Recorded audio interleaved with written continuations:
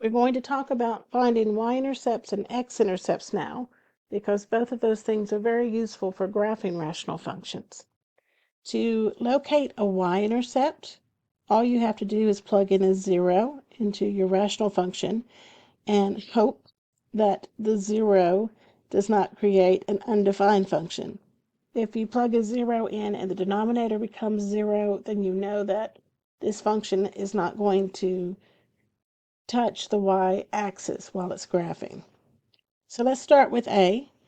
If I want to find the y-intercept, x equals 0, so that means that I'm doing f of 0, which is 5 times 0 minus 1 over 2 times 0 minus 3, which works out to a positive 1/3.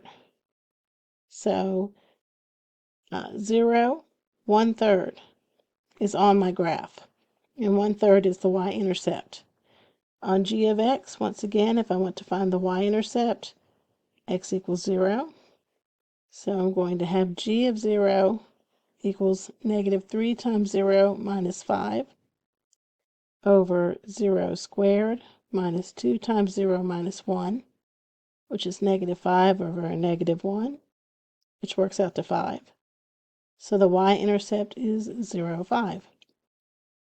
Now to work with an x-intercept, on an x-intercept, we want the function to equal 0, because once again, this is y equals 0, which means we're on the x-axis. And example 5 asks us to find the x-intercepts for these rational functions. So on part A, we're trying to find the y-intercept. That means I wrote the wrong thing. On part A, we're trying to find the x-intercept. And if we're trying to find the x-intercept, then that means y equals 0. So we have g of x equals 0, which means we have x squared minus 25 over x squared minus x minus 6 equals 0. Multiplying the denominator times 0, we end up with x squared minus 25 equals 0, which you can solve once again a variety of ways.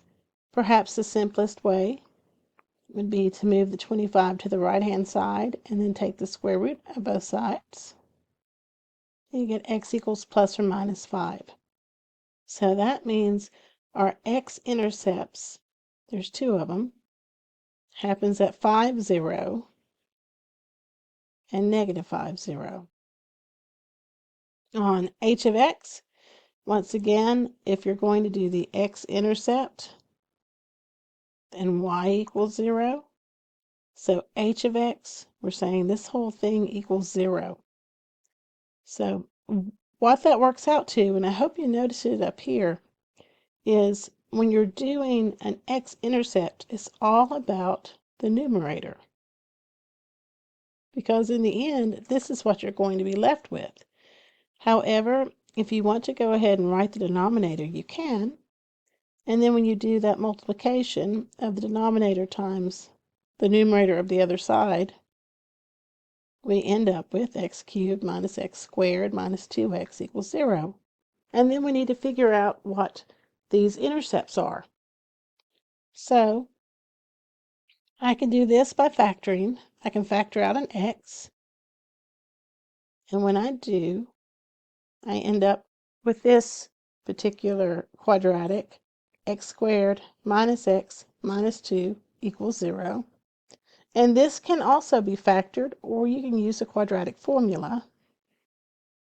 It factors to x minus 2 times x plus 1. Now we can say x equals 0, x minus 2 equals 0, and x plus 1 equals 0. So the x-intercepts happen at 0, 2, and negative 1. So the origin, 2 on the positive side of the x-axis, and negative 1 on the negative side of the x-axis. Another way you could have found the zeros is to go back to this part of the problem, go into y equals, and enter in that function, x cubed minus x squared minus 2x, hit graph, and you can see there are 1, 2, 3 x-intercepts, and then we could do second calculate 0, as we did on the polynomial section to find zeros, and then ask the calculator to give us that answer by entering in the left and the right, and then the guess, and we get x equals -1. And then continue on. There's 0, 0, and there's 2, 1.